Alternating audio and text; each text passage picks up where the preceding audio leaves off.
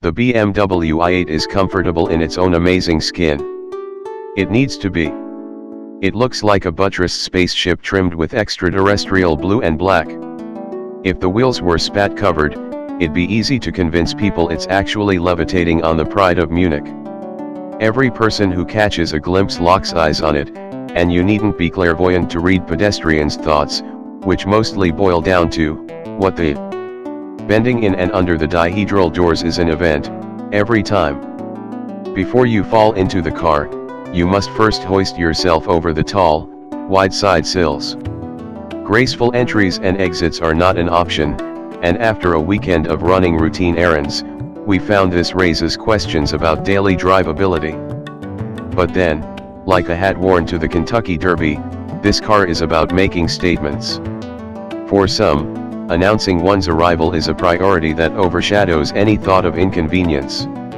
And this plug-in hybrid makes a greener statement than any Audi R8, McLaren 570s, or Porsche 911. Tesla owners nod in approval and Prius owners. Who are we kidding? Prius owners don't see other cars. Aside from drawing all the stairs, this car can see well, too. Or rather, its driver can, because this is the first car in the US equipped with laser headlights. Yes, laser beams, but not quite literally, Dr. Evil. Lasers are used internally, but the pure white light generated by laser-excited phosphorus is safe for oncoming motorists. BMW finally got federal, NHTSA and FDA, approval to offer these lights, a $6,300 option for the high beams that are 1,000 times more intense than LEDs. These new lights are even more energy efficient than LEDs, but they are only for use as a supplemental high beam that activates above 43 miles per hour. The regular low beams and the high beams below 43 miles per hour are LEDs. Although the U.S. approved laser high beams are less blue and less powerful than those offered in Europe, where they're also dynamic, dimming out an area when the car detects oncoming traffic, they're still turn night into day. We have a prison break bright. We see why they operate exclusively at higher speeds. Making America i8. This is the first time we've driven and tested a U.S. spec i8. The car BMW loaned us was a 2016 model, but nothing significant changes for 2017 except the addition of a Protonic Red edition. It swaps the cool blue/black color scheme on our test car to an even more visible, Columbus, Ohio, friendly red/gray combo. Our previous stories, including an instrumented test and a feature, have been based on drives in European cars. This was our first opportunity to meter the electricity going into the car so that we can report an observed fuel economy figure, which we've only been able to estimate in the past. Including all the charges, we averaged 33 MPGe. While this may seem low for a 3-cylinder hybrid, know that the EPA attaches 28 and 29 MPGe numbers to the i8's conventional city and highway ratings, which are achieved when the car is operating as a regular hybrid. Only when using the relatively small 7.1 kWh lithium-ion battery pack alone, what the EPA calls charge-depleting mode, will the i8 approach its EPA electricity plus gasoline combined rating of 76 MPGe, and even then just for short stints. The i8 averaged 38 MPGe on our 200-mile, 75 miles per hour highway economy test, the first 16 miles of which were completed using only electric drive. The i8's 3 sources of power, a mid-mounted 228 HP turbo inline-3 and AC motor and a stronger 129 HP AC motor up front, are the same as in the European car, but this federalized i8 weighed 3,484 pounds, about 100 more than either of the other previously tested cars.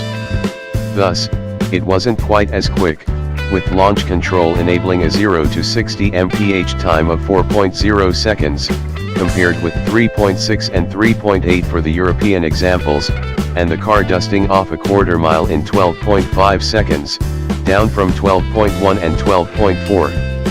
Regardless, the thing accelerates like a solid fuel rocket when e-boost mode is engaged by pressing the accelerator pedal through the kickdown switch.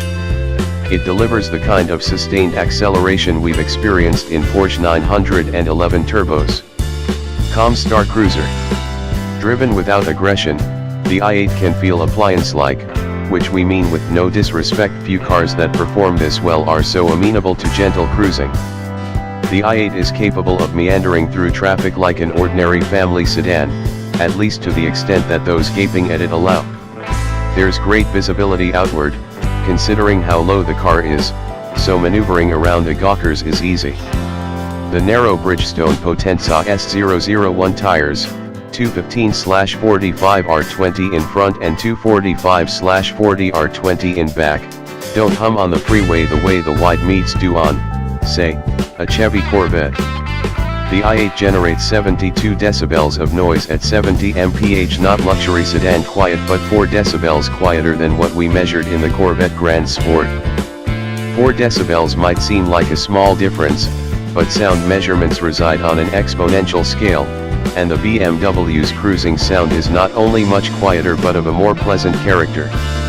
As a plug-in hybrid, the i8's front electric motor is strong enough to propel the car all by its lonesome. In the normal driving mode, most movement begins with only the front motor operating. Occasionally, the 3-cylinder engine felt slow to kick in and deliver the intersection clearing thrust we were seeking. Silently creeping into lanes of cross traffic can raise concerns with unprepared passengers. Moving the shifter over to sport mode keeps the engine fired and makes gap shooting feel less eventful. There are 4 seats, but the rears are just laughable pads more suited to cushion a football stadium bench than to transport guests in a $150,000 car, and the space is itself hospitable only for small children. The front seats, however, are extremely comfortable, firm, and supportive in all the right spots to allow long days in the saddle, although they lack the bolstering to complement the 0.95G that the car can generate in corners. The buckets are mounted deep in a well, so there's plenty of body structure to brace oneself against.